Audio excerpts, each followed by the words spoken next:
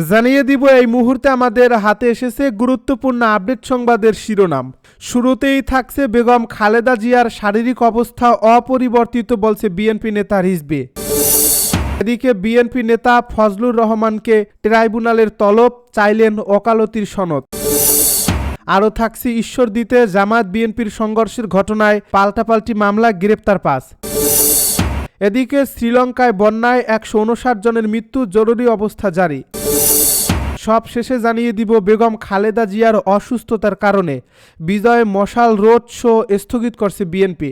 এতক্ষণ শুনছিলেন হাতে থাকা আপডেট সংবাদের শিরোনাম, এবারে বিস্তারিত। তবে তার আগে অনুরোধ রইল ভিডিওটিতে একটি লাইক এবং কমেন্ট করে জানিয়ে দিন ভিডিও সম্পর্কে আপনার মূল্যবান মতামত।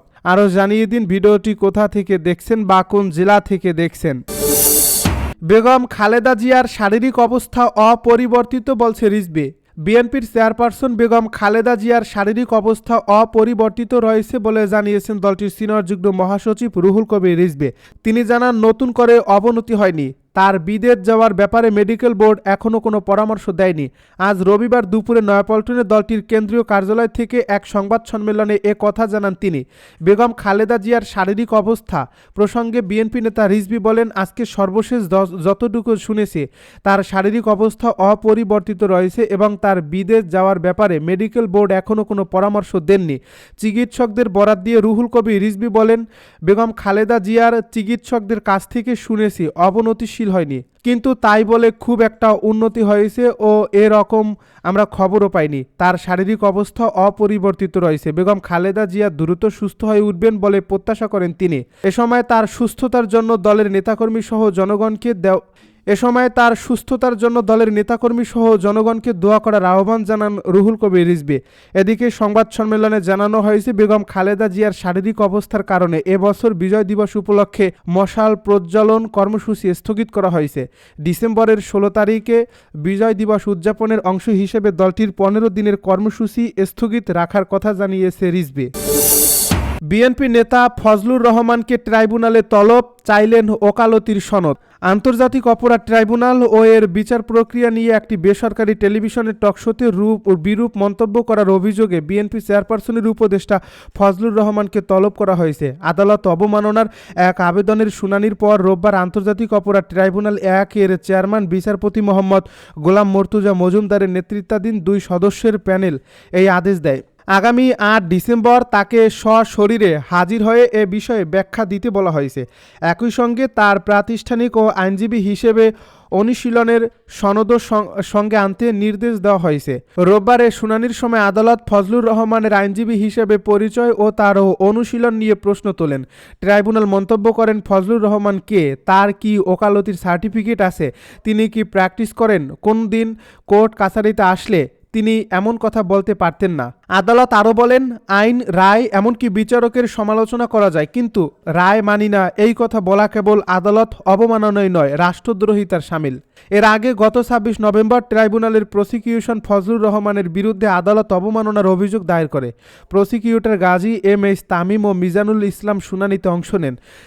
তারা জানান, গত 23 নভেম্বর চ্যানেল 24-এর একটি টক শোতে ফজলুর রহমান বলেন, আমি প্রথম দিন থেকেই বলছি এই কোর্ট মানি না, এই কোর্টের বিচার মানি না। তিনি আরও দাবি করেন, 1971 সালের যুদ্ধাপরাধীদের বিচারের জন্য গঠিত এই ট্রাইব্যুনালে শেখ হাসিনার বিচার হতে পারে না।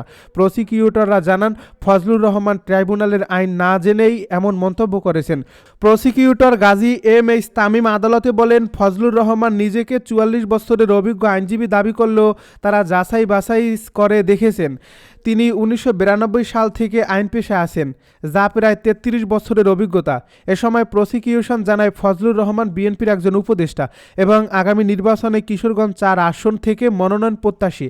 এছাড়া জুলাই বিপ্লব নিয়ে মন্তব্য করায় বিএনপি তাকে একবার সাময়িকভাবে বরখাস্ত করেছিল বলেও আদালত তাকে অবহিত করা হয়। ঈশ্বরদীতে জামায়াত বিএনপির সংঘর্ষের ঘটনায় পাল্টাপাল্টি মামলা, গ্রেপ্তার 5। পাবনার ঈশ্বরদীতে বিএনপি ও জামায়াতে ইসলামীর নেতাকর্মীদের মধ্যে সংঘর্ষের ঘটনায় পাল্টাপাল্টি মামলা হয়েছে। গতকাল শনিবার রাতে এই মামলার পর পুলিশ অভিযান চালিয়ে জামায়াতের 2 জন, বিএনপির 3 জন কর্মীকে গ্রেপ্তার করছে। আজ রোববার বিকেলে তাদের আদালতের মাধ্যমে কারাগারে পাঠানোর প্রক্রিয়া চলছে। বিএনপির এই মামলায় পাবনা 4 আসনে জামায়াতে মনোনীত প্রার্থী ও জেলার আমির অধ্যাপক আবু তালেব মণ্ডলকে প্রধান আসামি করা হয়েছে। অন্যদিকে জামায়াতের এই মামলায় স্থানীয় শাহপুর ইউনিয়ন কৃষক দলের আহ্বায়ক মক্কেল মৃধাকে প্রধান আসামি করা হয়েছে। মামলা ও গ্রেপ্তারের বিষয়টি নিশ্চিত করেছেন ঈশ্বরদী থানার ভারপ্রাপ্ত কর্মকর্তা আসমা আব্দুন নূর।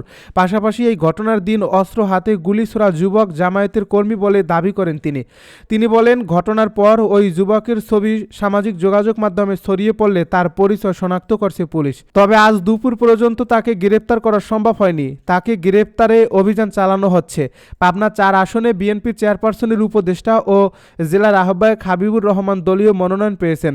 আসনটিতে জামায়াতের প্রার্থী জেলা শাখার আমির আবু তালেব মণ্ডল। দুজনই দীর্ঘদিন ধরে এলাকায় প্রচারণা চালাচ্ছেন। উপজেলার চরগড়ি গ্রামে কয়েকদিন ধরে দুই পক্ষের সমর্থকদের মধ্যে বিরোধ চলছিল। 2 দিন আগে তাদের মধ্যে কথার কাটাকাটি ও হাতাহাতির ঘটনা ঘটে। গত বৃহস্পতিবার বিকেলে জামায়াতের প্রার্থী আবু তালেব মণ্ডল ওই এলাকায় গণসংযোগে যান। গত বৃহস্পতিবার বিকেলে জামায়াতের প্রার্থী আবু তালেব মণ্ডল ওই এলাকায় গণসংযোগে যান। তখন দুই পক্ষের কথার কাটাকাটির এক পর্যায়ে সংঘর্ষের ঘটনা ঘটে। এ সময় কয়েকটি গোলা ছোড়া হয় এবং কয়েকটি মোটরসাইকেল ভাঙচুরের ঘটনা ঘটে। এতে দুই পক্ষের অন্তত 25 জন আহত হন। পরে স্থানীয় লোকজন তাদের উদ্ধার করে ঈশ্বরদী উপজেলা স্বাস্থ্য কমপ্লেক্স ও রাজশাহী মেডিকেল কলেজ হাসপাতালে ভর্তি করেন। শ্রীলঙ্কায় বন্যায় 159 জনের মৃত্যু, জরুরি অবস্থা জারি। শ্রীলঙ্কায় বন্যা ও ভূমিধসে মৃতের সংখ্যা বেড়ে 159 জনে দাঁড়িয়েছে এবং নিখোঁজ রয়েছেন আরও অন্তত 200 মানুষ। দেশটি সাম্প্রতিক বছরগুলোর মধ্যে অন্যতম ভয়াবহ প্রাকৃতিক দুর্যোগ মোকাবেলা করছে। শুক্রবার ঘূর্ণিঝড় ডিটওয়া দ্বীপ রাষ্ট্রটির পূর্বাঞ্চলীয় উপকূলে আঘাত হানে। এর পরপরই সেখানে বন্যা দেখা দেয়। বন্যায় এখন পর্যন্ত দেশটিতে প্রায় 20,000 ঘরবাড়ি ধ্বংস হয়ে গেছে। বন্যা কবলিত 1,08,000 মানুষকে সরকারি আশ্রয় শিবিরে নেওয়া হয়েছে বলে দেশটির দুর্যোগ ব্যবস্থাপনা কেন্দ্র জানিয়েছে। কর্মকর্তারা বলছেন, দেশটির 1/3 এলাকায় বিদ্যুৎ ও পানি সরবরাহ নেই। ঘূর্ণিঝড় ডিটওয়ার পর সেখানে জরুরি অবস্থা ঘোষণা করা হয়েছে। কেলানি নদীর পানি দ্রুত বাড়তে থাকায় কিছু এলাকায় আরও লোকজনকে সরিয়ে দেওয়ার জন্য নির্দেশ জারি করছে কর্তৃপক্ষ। এবারের বন্যা ও এর জের ধরে হওয়া ভূমিধসে সবচেয়ে বেশি প্রাণহানি ঘটছে ক্যান্ডি ও বাড্ডুলা এলাকায়।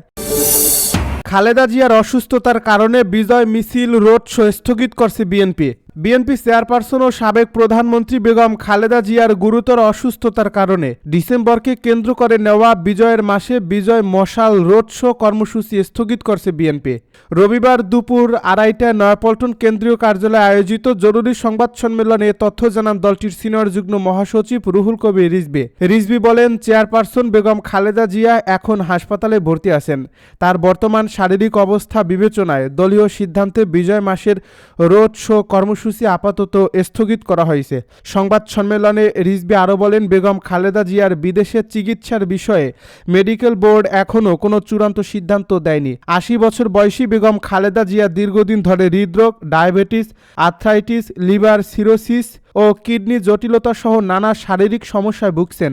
গত 23 নভেম্বর শ্বাসকষ্ট দেখা দিলে তাকে দ্রুত এভারকেয়ার হাসপাতালে ভর্তি করা হয়। বর্তমানে তিনি হাসপাতালের ক্রিটিক্যাল কেয়ার ইউনিটে রয়েছেন। দলীয় নেতারা জানিয়েছেন, বেগম খালেদা জিয়ার শারীরিক অবস্থার উন্নতি না হওয়া পর্যন্ত বড় কোনো রাজনৈতিক কর্মসূচি ঘোষণা না করার সিদ্ধান্ত নিয়েছে বিএনপি।